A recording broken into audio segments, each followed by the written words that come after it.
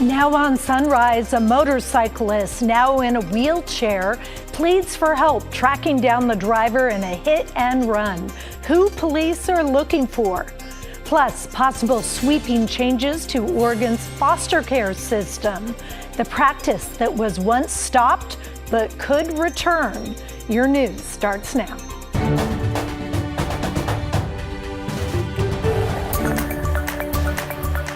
Good morning, and thanks for getting up with us on this Saturday morning. I'm Libby Dowsett. We will get to your headlines in just a minute. But first, a weather impact alert this morning. Let's check in with meteorologist Chris McGinnis in for Daisy today with the latest. So if you're just waking up, congratulations, you have slept through the wettest part of our day. That's I one heard headline. I heard it was pouring on our way in.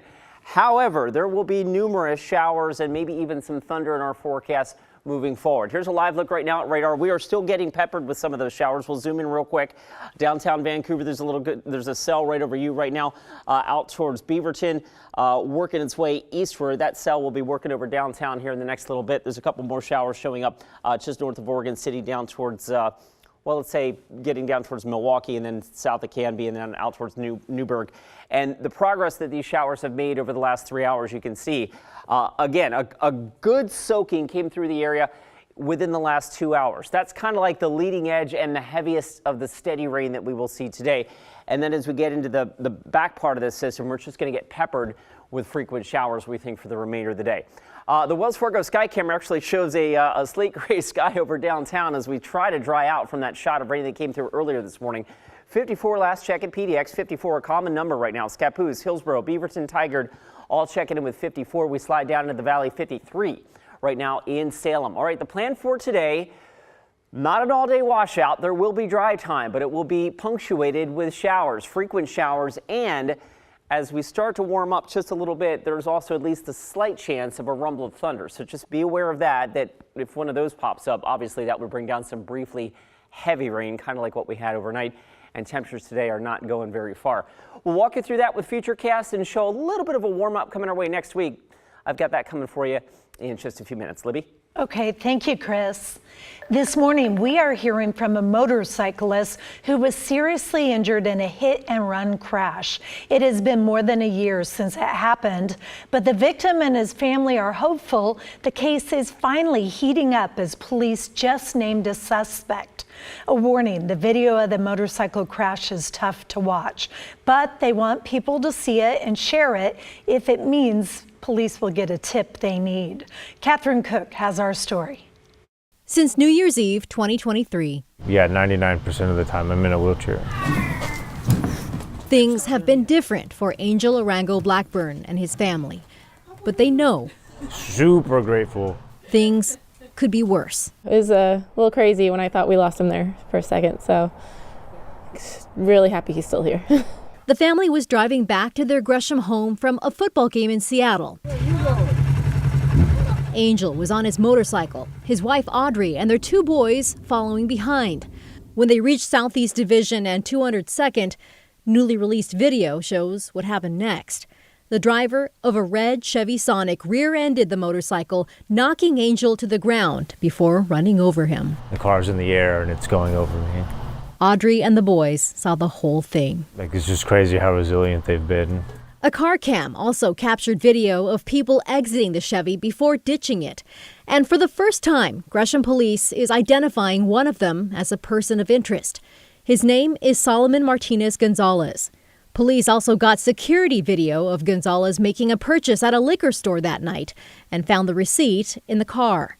Audrey believes someone knows where police can find Gonzalez. Do the right thing and turn this person in. They need to pay for the consequences. In the meantime, as the nerves in Angel's broken back continue to regrow, he continues to hope. Walking, being a crazy dad like I used to be. So that's my goal. It's just a game of patience at this point. Just do what I can do as much as I can and then hope for the best. Well, here is one more look at the person of interest in this case.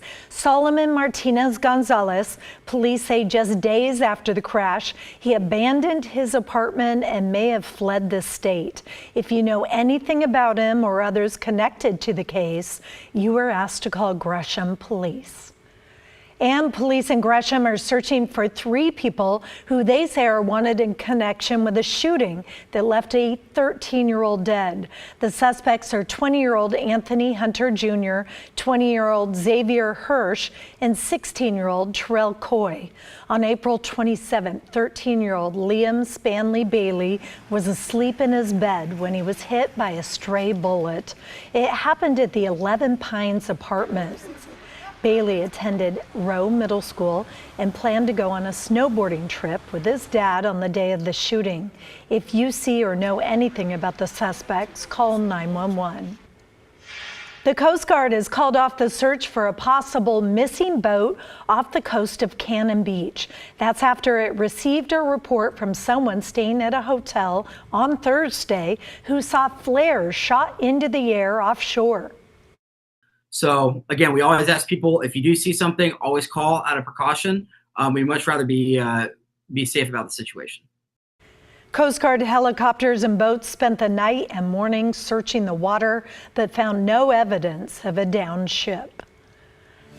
Clackamas County detectives are investigating a shooting involving an Oregon City police officer. Police were called to a home near Hill and Dale Park Friday morning over a domestic disturbance.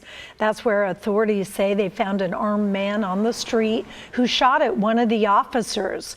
The officer returned fire, but police say the man ended up taking his own life. The Oregonian is reporting the man is a former Canby police sergeant, though the Oregon City police chief would not confirm that.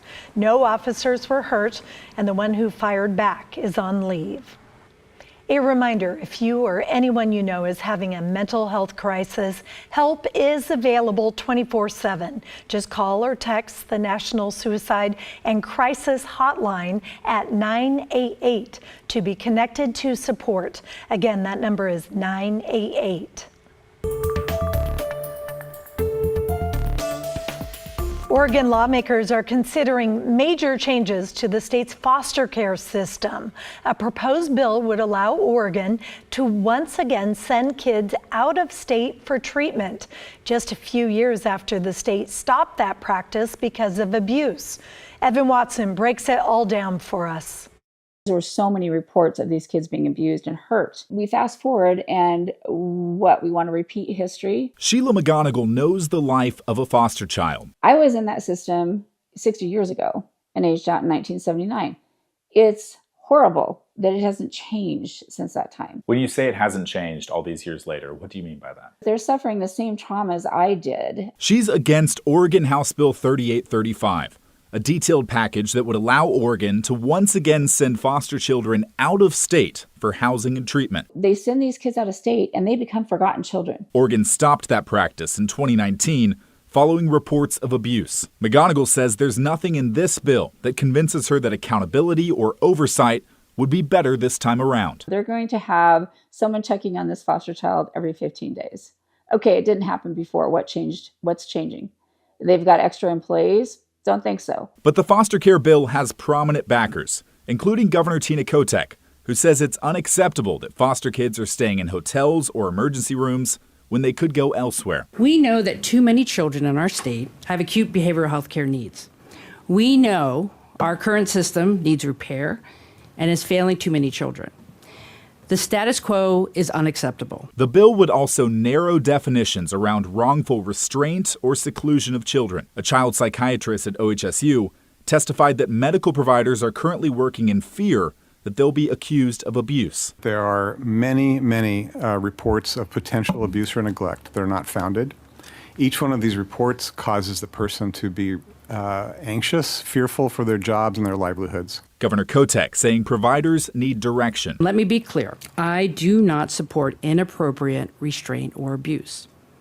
What I do support is a system with strong crisis intervention training, clear and practical guidelines, and accountability.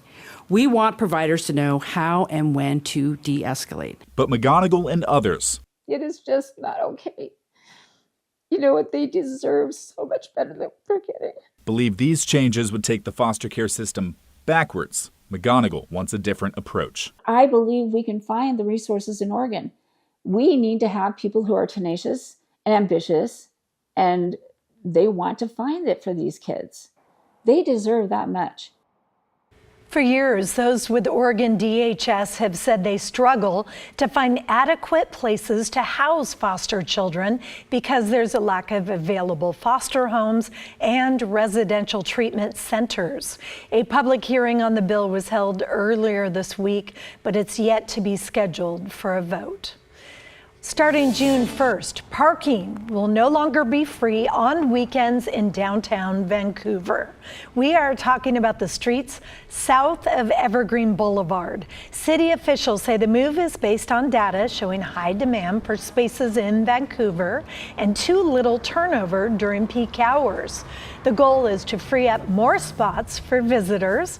Right now, parking rates are not going up. However, city leaders are considering raising the rate threshold for future flexibility.